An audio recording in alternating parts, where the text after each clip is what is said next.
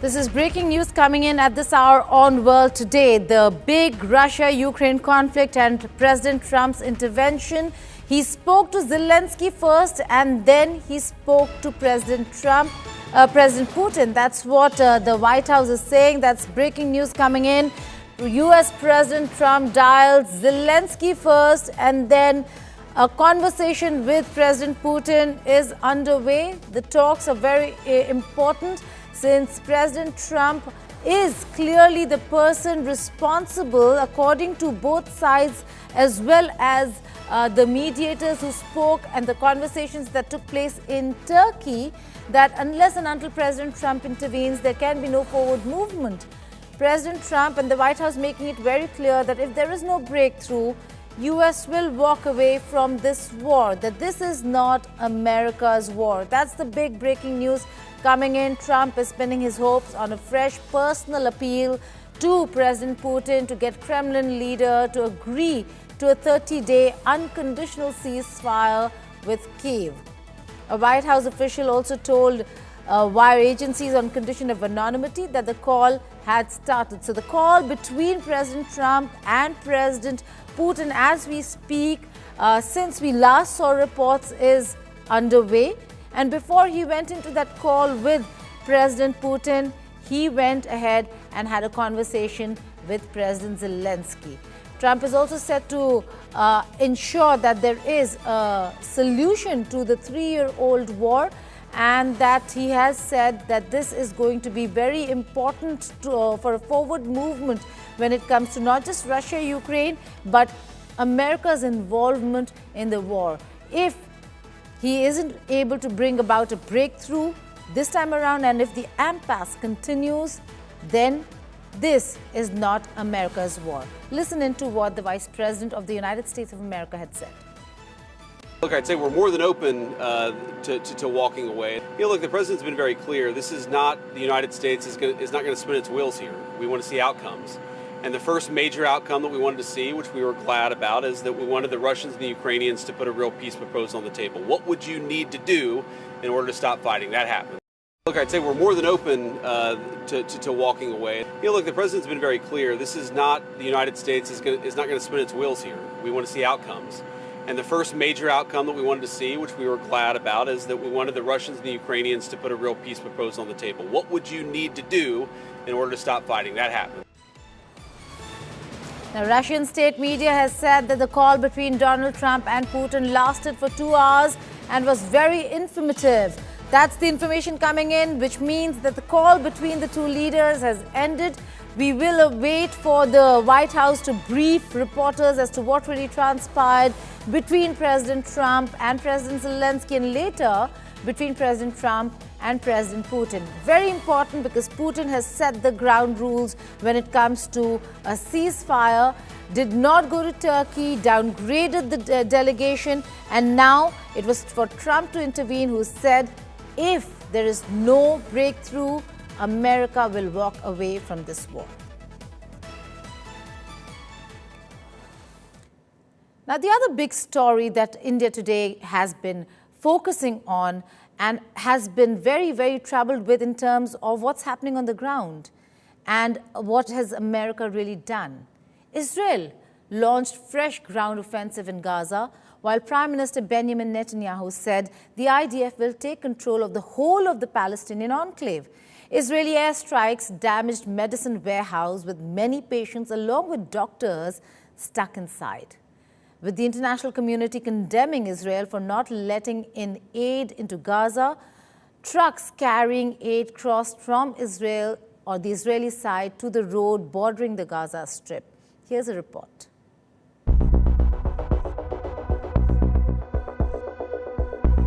Israeli Prime Minister Benjamin Netanyahu said his country will take control of the whole of Gaza as the military pressed a newly intensified campaign in the war-ravaged territory.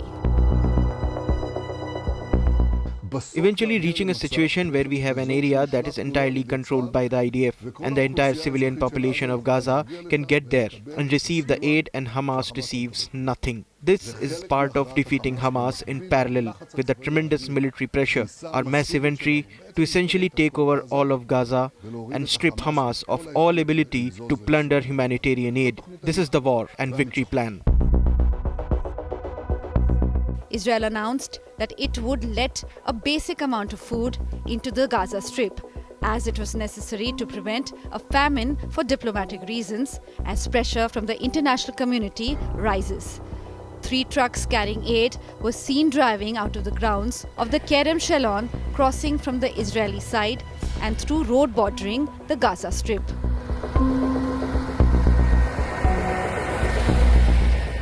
Gaza, the humanitarian situation in Gaza is unacceptable. For 2 months now, no humanitarian supplies have entered Gaza. Aid must reach civilians in need immediately, and the blockade on Gaza needs to be lifted now, because humanitarian aid must never be politicized. And we are calling for a resumption of the ceasefire and the immediate release of the hostages, so that a permanent end of the hostilities can be finally achieved. Israeli airstrikes continue. Rescuers said airstrikes killed at least 22 people after Israel began extensive ground operations against Hamas in Gaza. On Monday, they damaged the medicine warehouse in Nasir Hospital. Cartons of medical supplies were left coated in debris. Today, the stock of medical solution for patients and the stock of solutions for kidney dialysis patients are being targeted. This simply means that kidney dialysis patients are being sentenced to death. I am now inside a medical complex. More than 500 patients who are currently inside the complex are subject to not receive health services. Residents and medics in Gaza said an Israeli undercover force killed a militant leader in a raid. As the Israeli army proceeded with its new ground offensive against Hamas-led Palestinian militants. Ahmad Saran, a commander of the Popular Resistance Committee, a militant group allied with Hamas, was killed in the raid by forces in Khan Yunis, disguised as displaced person. Saran clashed with the forces before he was killed. Israelis detained his wife and children before retreating towards the eastern border. Where are the human rights that we used to hear about? Where is the International Criminal Code that we used to hear about? These are all lies. What we learned at schools turned out to be lies. No one can stop the crime that is happening. They can't enter a bag of flour. What rulers? What presidents? What armies? Who are they prepping the tanks for? I call the whole world, all Arab armies and Muslims, to interfere to stop crime and genocide war in Gaza Strip. What is happening in the Gaza Strip is a genocide that targets children, women, elderlies, and all civilians in the Gaza Strip. Israel continues to pound Gaza with its military strike on one hand while starving its population through blockade. Prime Minister Benjamin Netanyahu's office said Israel would ease its blockade and let limited amounts of food into Gaza. Facing mounting pressure over an aid blockade that Israel had imposed in March and the risk of the famine, Israel has stepped up its campaign in Gaza in final push to take over full control of the enclave. Bureau Report, India Today.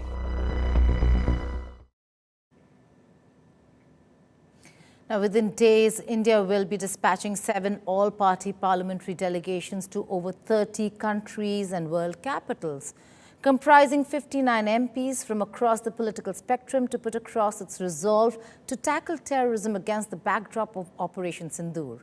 So will Pakistan. Hours after India decided to send its delegations to key international partners, Pakistani Prime Minister Shehbaz Sharif announced that he would send a diplomatic team to important world capitals as well to present his country's stance.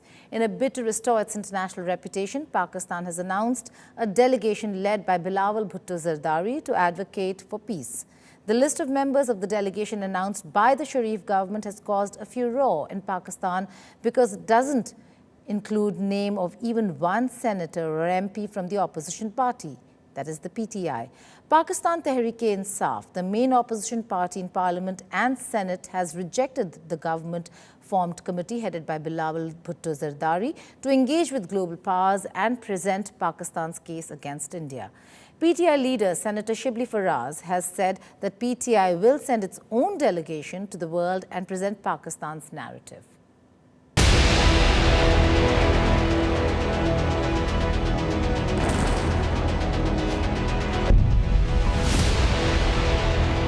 Pakistan is battered and bruised from the Indian Operation Sindoor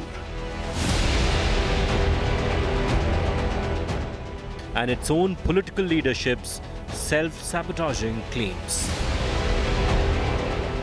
And to salvage the situation, Pakistan knows very few original tricks. When New Delhi announced multi-party delegations to represent the country at international forums and inform global leaders about Operation Sindoor, Islamabad quickly followed suit.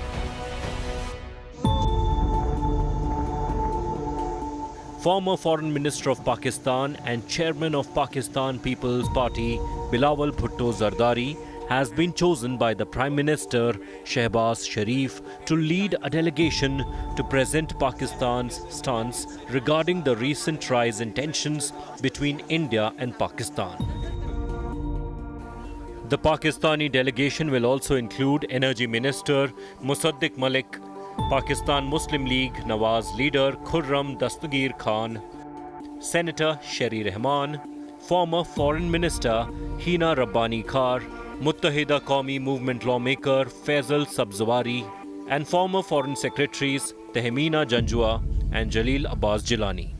Deputy Prime Minister and Foreign Minister Ishaq Dar clarified that the delegation would soon visit the United States, the UK, Brussels, France and Russia to highlight Pakistan's stance on the recent conflict.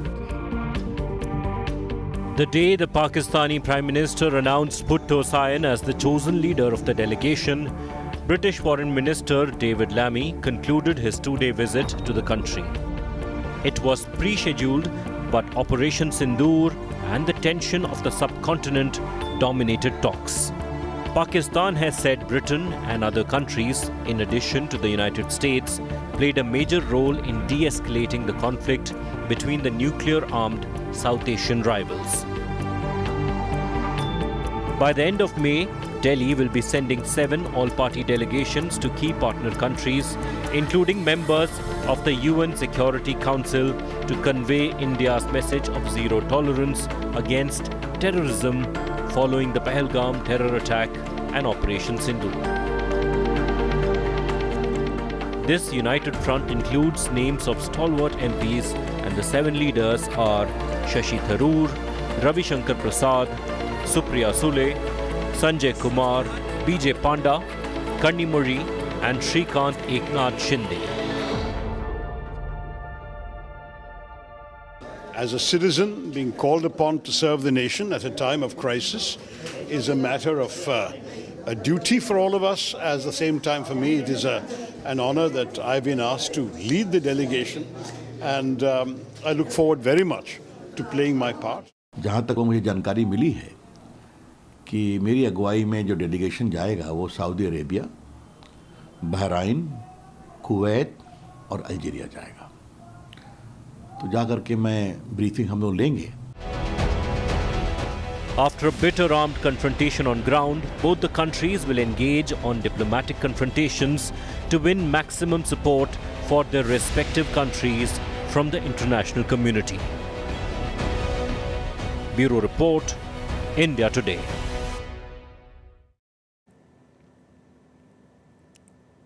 Well, this is India's global outreach, and joining me in an exclusive conversation is Ambassador Manjeev Singh Puri, former envoy of India to the United Nations, also a part of the all-party delegation that will be headed out to world capitals. Thank you so much for joining me here.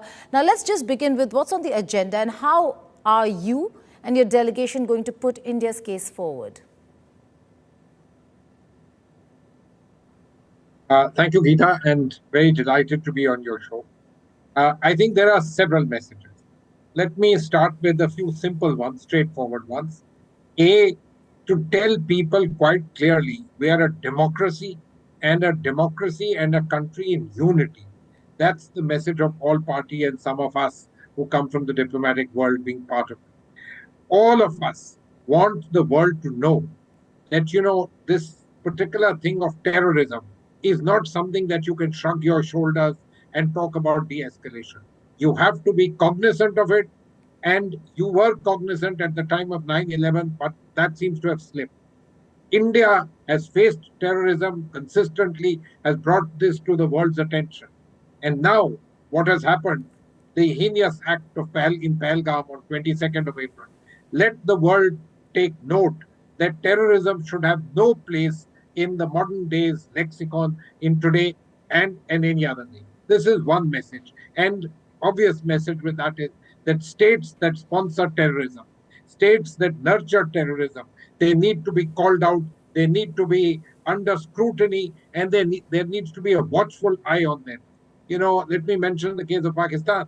After the 9/11 attack, the UN had this famous committee called 1267, the resolution.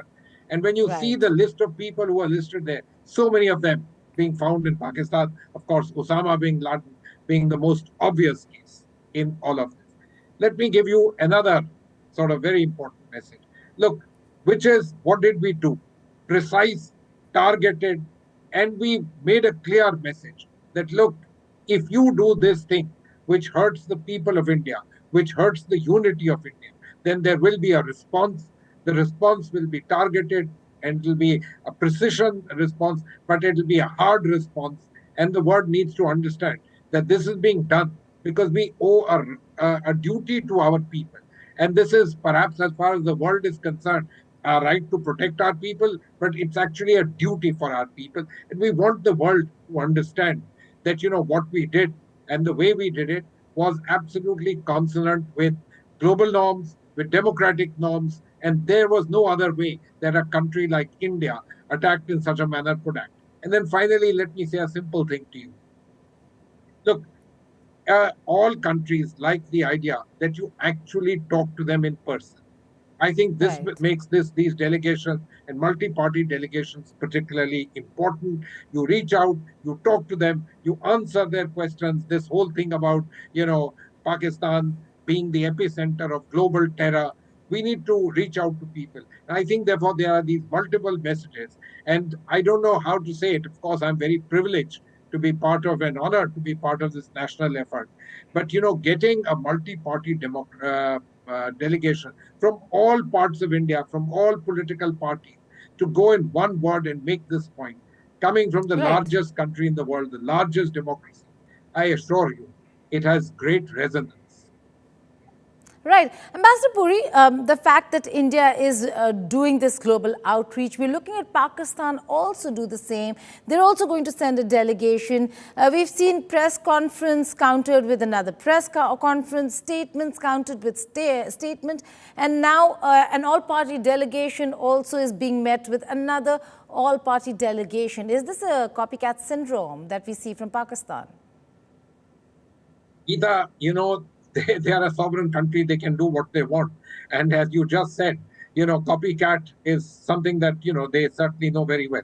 But my way of looking at it, that, when they will land up there in the capitals that we have visited and other places in the world, I look at it very positively.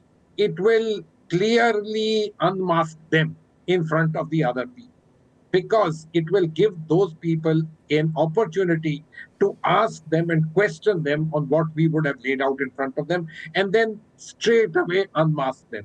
Let me draw your attention to these interviews by Sky News' very well-known anchor, Yalda Hakim. You remember she interviewed the Indian High Commissioner, and then she interviewed the Pakistani High Commissioner and several other Pakistani ministers. And every one of them, trying to make their point, actually slipped. And this is what I have no doubt in my mind. It'll get exposed. And so, therefore, let them do what they want to do and go out and reach them. But let us also remember that countries in the world, in particular now with a lot of globalization, they know what it is. and they know what are the right questions to ask and to unmask those who are trying to cover up what they have done through these kind of moves like, visit capitals, play the victim card, Right. etc. Don't wash. Ambassador Manjeev Singh Puri, thank you so much for joining us and wishing you all the best in this effort, this national effort, expression of unity and diversity. But this is just part of the interview. If you want to watch the full interview, log on to India Today Global, our YouTube channel, where you'll find the whole interview with Ambassador Manjeev Singh Puri. Now, shifting focus, our business interests in Pakistan forcing US President Donald Trump to go soft on the biggest state sponsor of terrorism. A 3-month-old remark by a Trump aide shows that dollars and deals may be impacting US diplomacy now. I think there's a lot of misperceptions in the U.S. about Pakistan. I think it's a very misunderstood place. I've seen no evidence that our administration in the U.S. has anything but respect for the leadership here. I view Pakistan as one of those close allies that we need to assist us. Yes, unbelievable. But this vote of confidence is for Pakistan and its dysfunctional government. And the gentleman addressing the Pakistani media is Gentry Beach, Opportunity. a Texas investor and a longtime confidant and friend of Donald Trump Jr., who has set his eyes on Pakistani as an attractive investment destination. President Trump believes in economic diplomacy, and that's why we're here. We plan on investing billions of dollars in Pakistan across a number of different areas, critical minerals and real estate. The conversation in Pakistan may be 3.5 months old, but it explains US President Donald Trump's relatively muted reaction and some say even a diluted approach to Pakistan-sponsored terror. I know both. We get along with both countries very well. Good relationships with both, and I want to see it stop. It is clear that the US president is viewing the subcontinent through the lens of dollars and deals. His economic proxy, Gentry Beach, not only visited Pakistan in January, but also met the Pakistani Prime Minister on the sidelines of the World Government Summit in Dubai on the 11th of February. My plan is to be the person in the field getting stuff done, working to deliver the economic diplomacy that America needs to bring to the whole world. And for me, Pakistan is one of those very unique opportunities that's been overlooked. What Trump and his allies are eyeing in Pakistan is the real estate business, particularly high-end luxury properties, the energy sector, and the technology sector, including a big investment in AI. Also on offer is a Dubai-like free trade zone, but the real deal is Pakistan's critical minerals sector. I believe there's an excess of $50 trillion of rare earths here in this country. A lot of work needs to be done. We don't have many enemies in the world, but China is a place that's becoming more difficult for us for sure. And I would tell you that we are going to take this into our own hands, and we are going to go out and get the critical minerals that America and American businesses need. It's not just Pakistan that Trump and his business allies are courting. Gentry Beach also met Muhammad Yunus, the chief advisor of the interim Bangladesh government, in January, promising huge investments in gas and oil exploration business. He dangled the lure of investments in aerospace, defense, and real estate sectors as well. Gentry has also reached out to Turkey's anti-India President Erdogan. Business deals were signed with Turkish companies in April, only to be followed by the $225 million sale of air-to-air missiles to Turkey last week. Bureau Report, Business Today TV. COVID-19 is once again making headlines. There has been a massive surge in COVID-19 cases in Hong Kong in particular, and it has reached India as well. Actress Shilpa Shirodkar took to social media on Monday to inform everyone that she has tested positive for COVID-19. As per her team, she had high fever and so got tested. She is now recuperating at home in Mumbai. But the situation in Hong Kong is severe. Hong Kong government reported 1,042 positive cases in the week ending May 10th. In the previous week, the number of cases was 972. The surge in infections has been continuing since the beginning of March, when there were 33 cases weekly. In Hong Kong, weekly cases surged over 30 times in 10 weeks. Cases also surged by nearly 30% in a week in Singapore. There are also reports of significant surges in Thailand and China. Well, time to wrap up this edition of World Today. And before I go, I leave you with these images of a life-size rough bronze statue of U.S. First Lady Melania Trump that disappeared from near her hometown of Semnica in southeastern Slovenia. The majority of the bronze statue, situated in a field, had been removed from its tree stump base with just the feet of the statue left. The bronze statue was unveiled in the year 2020 to replace a wooden figure which was set on fire. Standing on a 9.2 feet high wooden base, the bronze statue had rough features and a face unrecognizable as the First Lady, Melania Trump. While police is investigating the case, even that unrecognizable statue of FLOTUS has now vanished. With that, it's a wrap. Goodbye and take care.